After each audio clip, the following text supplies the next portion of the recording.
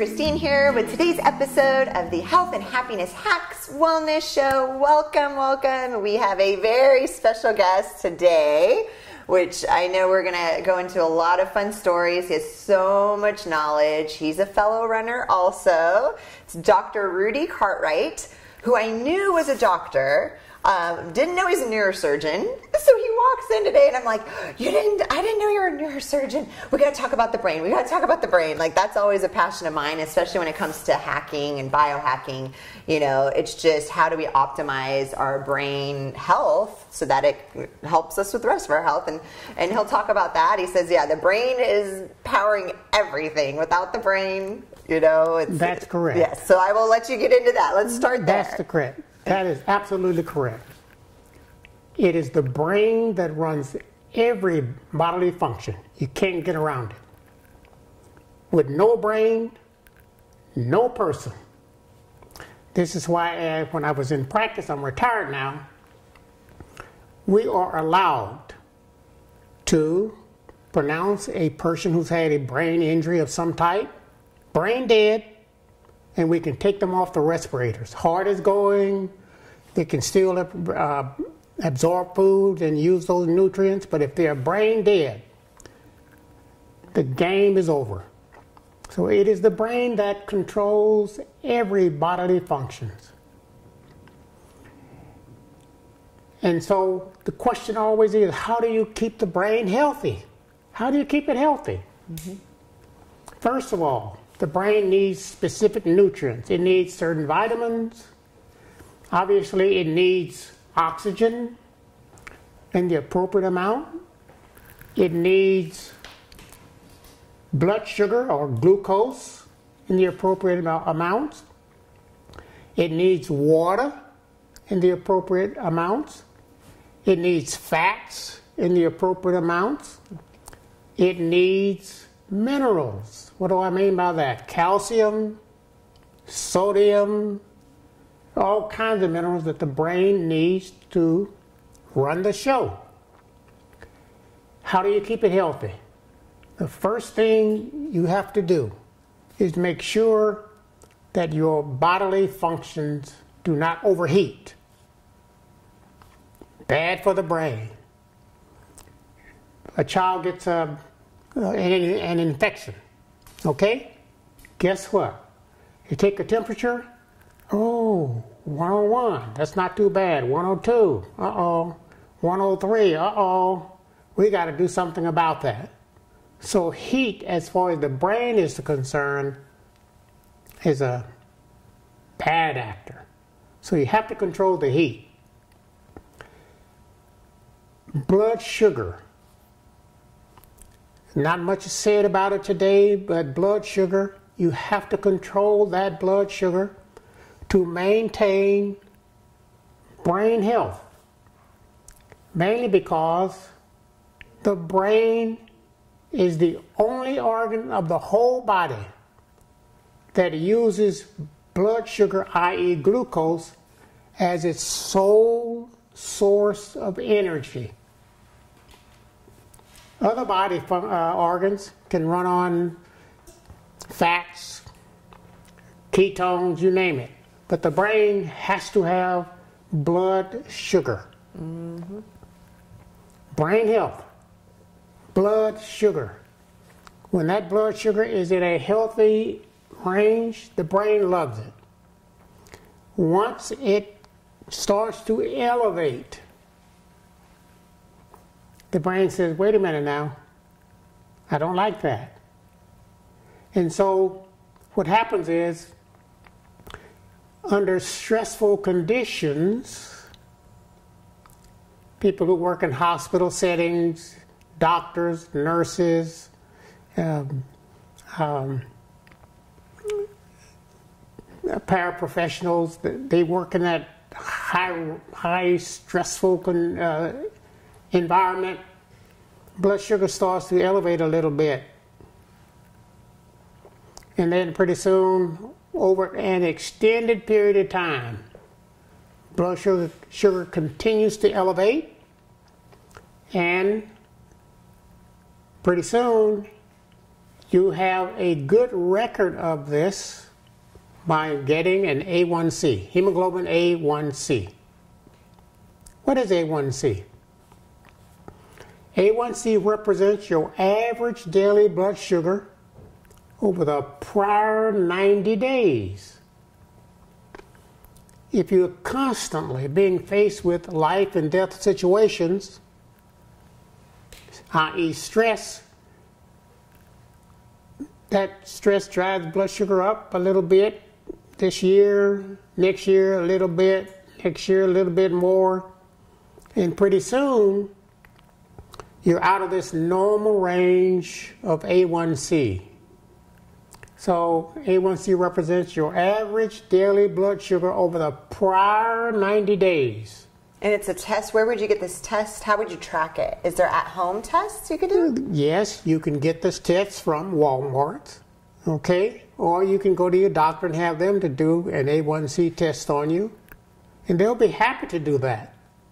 Because it's important to realize and understand that once A1C begins to rise and continues to rise, then you get into areas that they have to name them. Pre-diabetes, and it's got a certain range. And then from pre-diabetes, diabetes. Diabetes is the end road.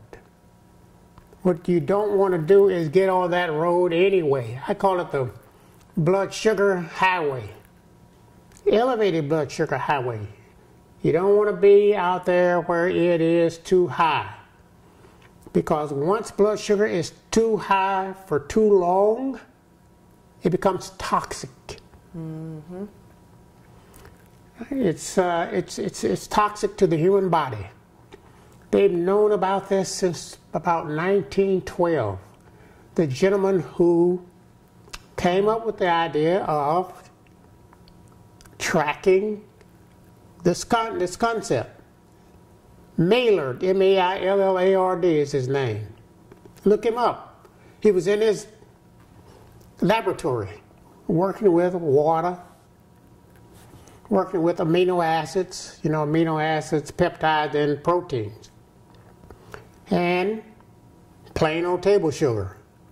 He put that mixture in a flask, heated it up.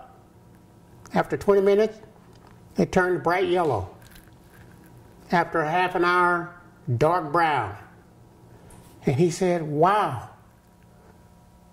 I'll bet this is important in diabetes. That idea stayed on the shelf from 1912 to 1960. Whoa. And guess what? Some Iranians in Tehran, I'm telling you what I've researched and read, said, I wonder if Maillard was correct. So they started to track it, they published it, say, he was correct. And then it finally reached other countries and other areas of the world. I said, yep, it's toxic. Now they can really track things. They got a machine out there. They can put a light source on your arm, and it will tell you what your A1C is. It's not on the market yet, I don't believe, but they've had it, it's valid. So my point is, this A1C is toxic. That's number one. Number two, it is brought on by stress. And for example, Christine, what you do here and in your business is very stressful, really stressful. And I would say, get your A1C checked just in case you're out of line, but you won't be because you run a half marathon, so you're in shape. And so do you. So let's segue real fast and chat real quick about that. So he said, hey, I found out you're doing that La Jolla half. And I said, and this we were chatting on the phone, and I go, yes, I am, and I'm honestly nervous because I've never done it. He's like, no, I'm doing it. This is my third time doing it. Oh, well, you tell the story and how you got better each year. I love that story. Okay. Well, first of all, let me say I had never run anything in my whole life until 4 years ago. Oh. Never, ever done it. And the reason I got into it, you know, my wife and I, we moved out here at the request of one of my kids, Scott. He was working and his wife was in medical school and they needed help with the grandchildren. But at that time it was one grandchild. So my wife volunteered us, but she sent me first. So I came out here. And from where did you guys move from again? Midland, Odessa, actually Odessa, Texas. Okay. Okay. And moved out here, and I had to pick up the first grandchild. I had to pick him up every day from the French American school, and I had to find out what I could do with him after I picked him up from school. So I would take him to the park. So we started playing football with him, and these kids who were 3.5 or 4 years old, they have more energy than you can shake 10 sticks at. So I started playing football with him. I started to play basketball with him. I started to play what we made up a game called wall ball. You just pick a little soft ball, hit it on a wall, and so we would do this every day. And then we started to play baseball together, just the two of us.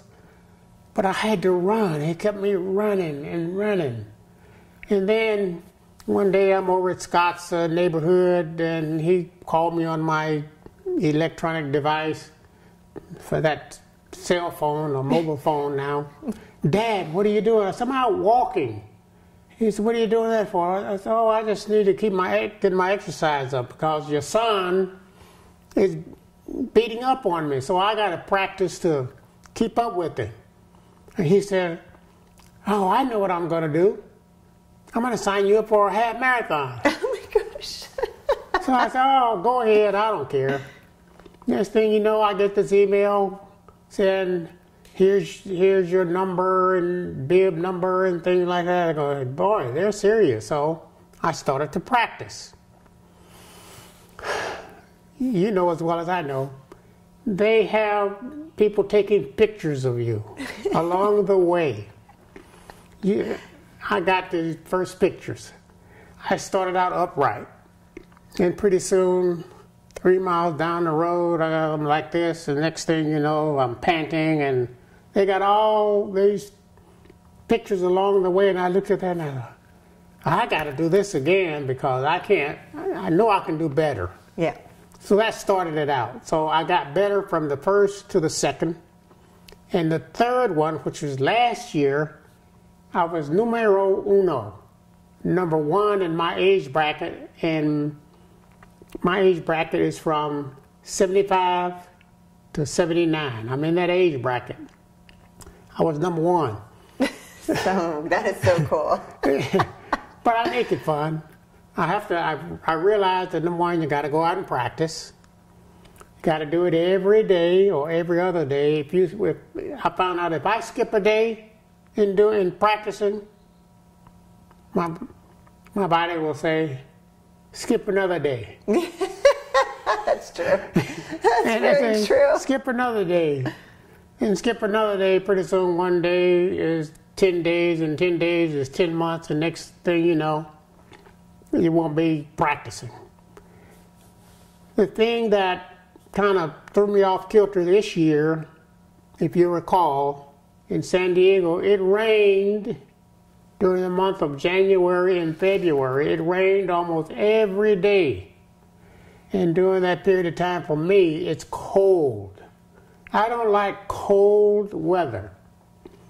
That's why in Texas, I loved it when it was 120 degrees in the shade. I loved it. My wife is just the opposite, but that's another story. But my point is, I was thrown off my schedule of practicing. And so this year, I got to tell you, this year I was number 4 out of 5 in my age bracket. But that's not too bad. In my age, yes, that's awesome. In my age bracket, there are about 26,000 500 in all of San Diego County. Okay, in my age bracket. Yeah. 26,500. I looked it up. I wanted to know where I stood. Yeah. And being number 4 out of all of that group. To run that race. To up run that that race. Torrey Pines Hill. Oh, I got to tell you guys, if you need to go online and look at that Torrey Pines Hill. After they run you for 3.5 or 4 miles, then you got to climb this hill. I got to be honest, the first time I tried to do that hill, I couldn't walk it. I couldn't walk up that hill without stopping twice. And there were females out there who was pushing a stroller and had one in the stroller and one in the basket. They were just waltzing by me like it was nothing. I told Scott, I can't have that, making me look bad. So I would go out and practice that hill.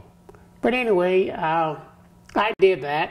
I learned a lot on what to do and what not to do. And I'm always trying new things. Always trying new things. This year, I thought, let me see if I can make more energy by using a product that I helped develop, me and a bunch of nurses and doctors back in 2001, called Glucotherix. And I can tell you, based on the shortened time of practicing, Oh, yeah. okay, shortened time in practicing for the half marathon, and also in the prior 24 hours leading up to that half marathon, I only got 3 hours of sleep. 3. Oof. So based on that, and I can tell you that making energy is a big deal, and I can make energy based on my calculations and what I look for by using that Glucotherix, 1 capsule twice a day, and I'm okay with it. Plus, I can say also, based on my knowledge concerning how important blood sugar is in terms of brain health, okay? Based on brain health, it really helped me. I can say that. And I don't have to bite my tongue. Don't have to do that, and I can tell you the truth. And that's the good part about telling the truth. You don't have to remember what you said. It's true. Okay. Yeah, it's true. And it's fun because there's a couple lessons. I don't know if you guys caught them in that story. Is that is always improving. You know, you hear Dr. C explain, like, you know, I just needed to get better. You know, I needed to improve. You know, the practicing is one thing, but also the improving yourself after race, just even if it's a little bit better.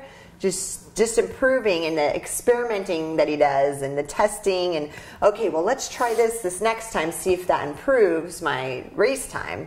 So, and again, we had chatted. It was funny. We had chatted to prep for this show the week of the race. So it was a couple days before the race, and he's like, "Oh, I just got back in the door. This is perfect timing. I just went and ran, you know, Torrey Pines Hill. I'm training, and it's like it was like 80 degrees that afternoon. And I go, you just walked in the door. It's like middle of the day, and it's 80 out. And I was running in the evening when it cools down. He's like, no, that's my favorite time. That's my favorite time. I love the heat. Like I love running in the heat. So, you know, I think that helps too in practicing and training. I learned something about me. I tried some new things this go around. I thought, what I'm going to do, since it's cold in the morning, you know it's cold out there when we get started, what I'll do is I'll dress down and not be warm. I did not get better until mile 10. I mean, really, that's when I heated up. Yeah. Start sweating. I was better from mile 10 onward than I was from the first 6 miles. That's right. Oh, wow. So I won't, quote, dress down because I love heat. All I have to do is drink enough water and fluids, and I'm okay. Nice. I'm okay. And then back to the blood sugar thing, what are some quick tips for our audience on how to keep their blood sugar in check? Like, don't get these sugary Starbucks drinks or what, are they spiking it? Is there something for them that helps them keep it consistent? Yes. First and foremost, there is no doubt about this. Exercise. You should go out and exercise every day. Walk 1 mile, at least 1 mile a day. You should do that. And as you begin to walk every day, you'll get better, you'll get faster. You cannot beat exercise for controlling blood sugar. However, we live in a stressful age. Everything stresses you. Weather pattern changes stresses the human body. A change in the barometric pressure, up or down, too high or too low, that stresses the human body. If you live near a highway where there are a lot of cars going by, that really stresses the human body. It's not that we don't know about these stresses, it's what do you do about it? And as I indicated, stress brings up blood sugar. And too much blood sugar, that's too high for too long, becomes toxic. And you can find out how you're doing in terms of your exercise, in terms of your diet, and so forth, just by doing a simple A1C. As I indicated, A1C is your average daily blood sugar over the prior 90 days. You don't have to fast, you don't have to do anything. It's really, when you think about it, it's like a grade point average in school. In this case, A1C represents a glucose point average. The difference being is, the higher your grade point average or GPA in school, the better off you are. Just the opposite. The higher your GPA or glucose point average, the higher it is, the worse off you are. And don't forget the importance of blood sugar in terms of any disease process. If it's too high, it's bad for you. It is toxic. There is no ifs, ands, or buts. It is well published in the medical literature that an A1C that's too high is toxic to the human body. Is there a number, or does it depend on the person? Like a good number they should have? What you want to aim for is to keep your blood sugar between 4.0% A1C and 4.9%. If once you are 5.0% and above, it's too high. Well documented. That has been known for generations. Do you have a trick or a tip for, or actually let me ask the question, what's your number one health and happiness hacks for yourself? At this age, you're just healthy and vibrant and just sharp as a tack. Like, how do you tell us youngsters how we can... Okay, all of you youngsters out there, remember, things are changing as you age. Okay?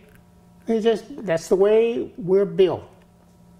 Anyone who tells you they can do at age 40 what they did at age 18 didn't do much at age 18. It's the way it is. Once you get really about age 33, and you can track it on your own, things kind of start to dwindle a little bit. But that's getting too sticky. I say 39 and age 39 and above, then we know, it's well documented, your hemoglobin A1C will start to creep up on you. And you don't recognize it.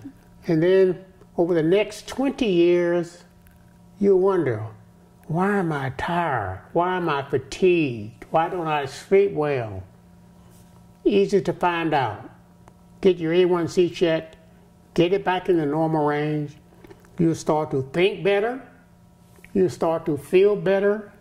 You won't have these episodes of what we call brain fog. Okay? All of those things will occur, but not overnight. I know we live in this what I call the microwave age. Put it in the microwave, boom, punch a button, boom, and you can eat. That's the best analogy. Okay? It doesn't work that way.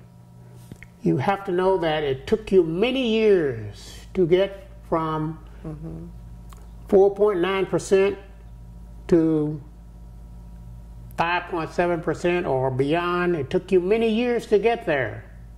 But the important thing is you can slow this bad process down.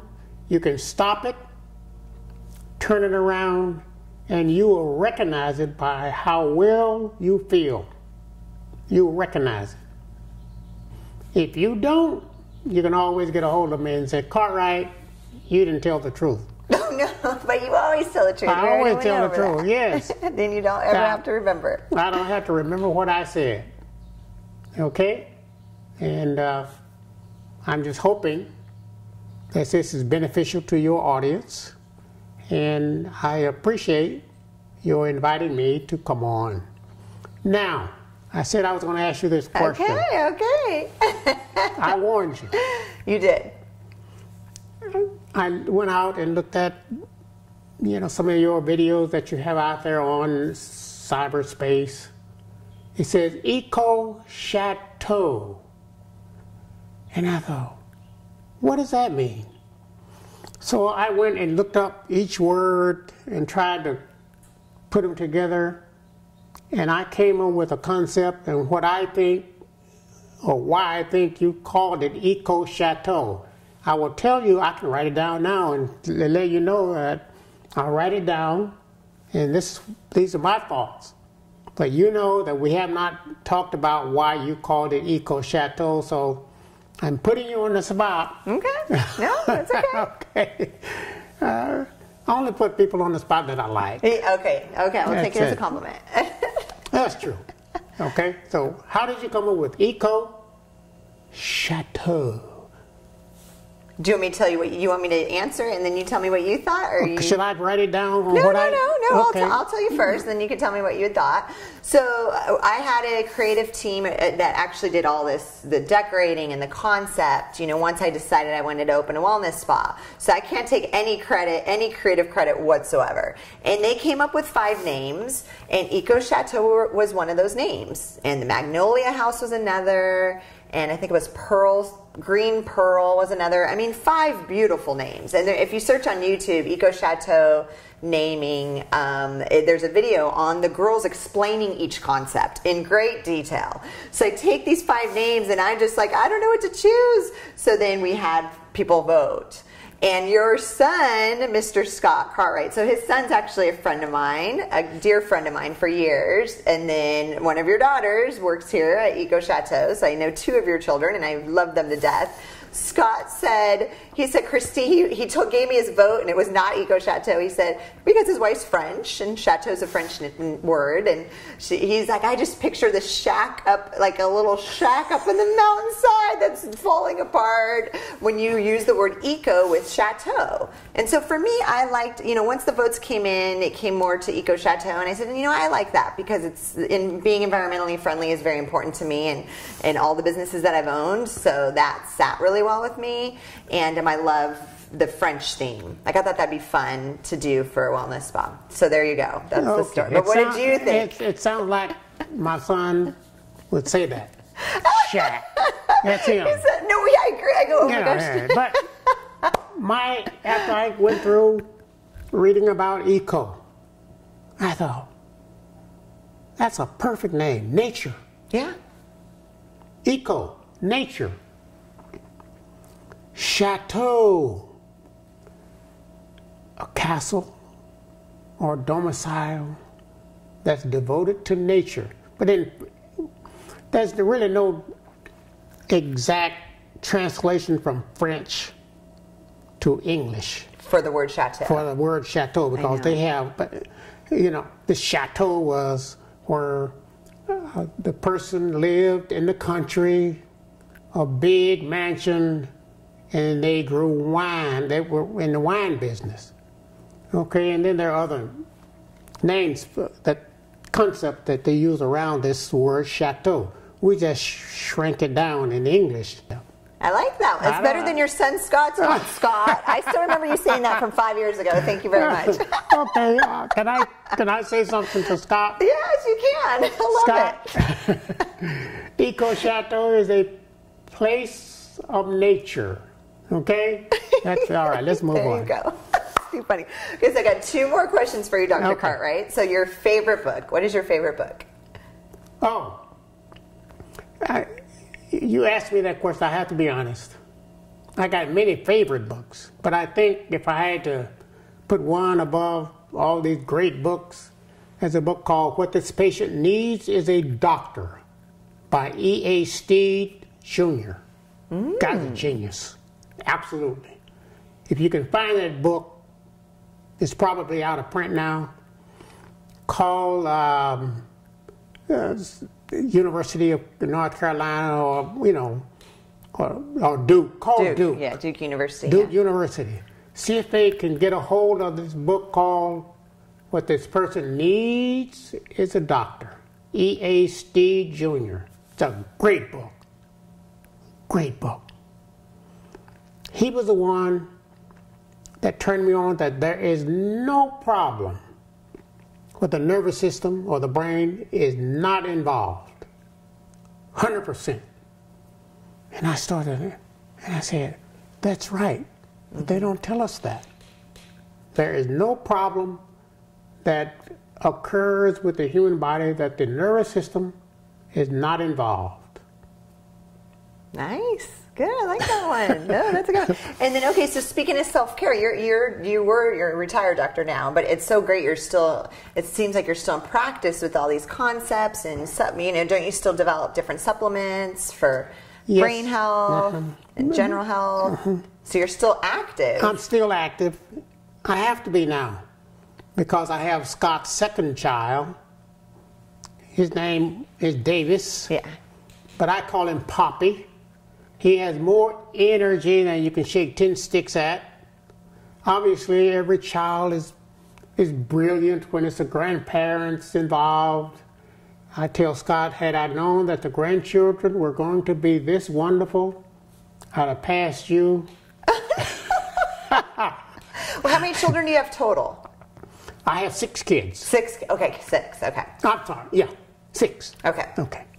Anyway, total kids I have, they're all doing different things. They're all spread out over the country. Some are still in Texas, some in Illinois, some, who knows, But my point is, my hack is do what's fun, first and foremost, but be active. And active is not what they call being a couch potato. I have to use that phrase. As you well know, being a couch potato is not active. But you can become more active because it could be that your A1C has been too high for too long and you got to turn that around, and you can do it with glucotherix supplement. Okay? I have to tell you that. It's true. So I stay active with Poppy now. That's what I call him. And we go to the park. I got him riding a tricycle now, and he's just turned 3. He's riding his tricycle. And the first thing he wants to do with me when we get down to the park, he wants to run a race. And he's fast. And I have to keep up with him almost because I don't think that I should beat him until down the road. He's really active and he loves the park. I have to climb up on those big sliding boards with him and play with those cars with the rest of the kids. And sometime I come home, I'm kind of sore, That's in the morning. Then in the afternoons, I put him in a big stroller so I can walk 2 miles up and down hills and run up and run down hills. For those of you who have not done that, try it. It is not an easy task. I wouldn't think so. And he's in the stroller. Poppy's in the stroller while I'm doing it. But I'm making it fun. I'm being active. I know that that's beneficial based on all of the research that has occurred around being active. That's what I do. And of course, I try to get my sleep in. And I must be honest, I take my afternoon nap with Poppy. Nice. There. Hey, that works out good. Okay. We need sleep. That's the way the human body recovers. Sleep. We don't think so, but that's when most of the toxins are released from the body, in the bowel, in the urine. We do that by sleeping. So I take advantage of that. Okay. And no, so those are good. Good little. That's my hack. Be active, and of course, eat the appropriate diet. Let me say this. You hear them talking about diet. And there's a great article, incidentally, in today's newspaper concerning, do you need vitamins?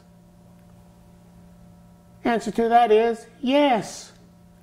Vitamins, the English came up with that concept, vital substance. Vitamins, do you need them? Yes. Do you need additional supplements?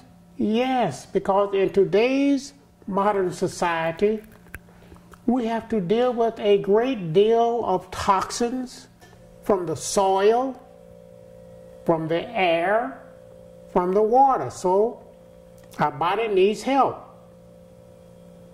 So I always say, but it always pays to know which ones you need. And currently, I'm, since I helped develop the glucotherics along with other nurses and doctors and professional people, that's what I use. But I also use other supplements. Okay? Vitamin D. I use vitamin D3. There's an article in that article in today's paper. They talk about vitamin D3 and vitamin D2. D3. Go with D3. Okay, good. People have always asked that even. Okay, D3. The reason being is D2 is not as effective as D3. Yep. That's what I take. And then, so for diet, last question before we wrap up. What is your diet mainly consumed of? Is it mostly, there's paleo, which is mostly, lots of high protein, meat, and healthy fats. Do you do a lot of plant-based more? Like, what's your diet? My diet is plant-based. Okay. But not totally. Okay? I like vegetables, and I like meat, but fish. The other stuff I don't particularly care for, the beef, mainly because when I go out to eat or at home, they bring this beef to you that's not what I think is not well cooked enough for me. So I just stay away from that. Okay. And of course, organic food is, I think, the best way to go. You don't have to deal with a great deal of toxins. Yep, chemicals and toxins. Chemicals and toxins. And that's why what you do is so great. You help the body get what you do, help the body get rid of those chemicals and toxins. Simple as that. That's an easy one. That's a no-brainer. The body does not like toxins. Period. The brain does not like toxins. And what Eco Chateau does, nature's place, is help to get rid of those toxins that you may not know that you have. So it's always good to say, let me go and give it a try and see how I feel. Listen to your body. Listen to your body. I can say a lot of different things about blood sugar. I can say it. But it's up to you to listen to your body. Try it and see what happens.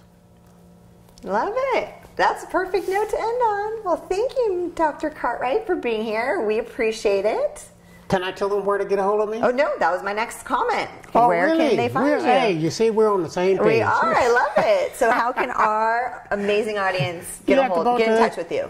You can get in touch with me by going to a website called www.gluco, that's GLUCO,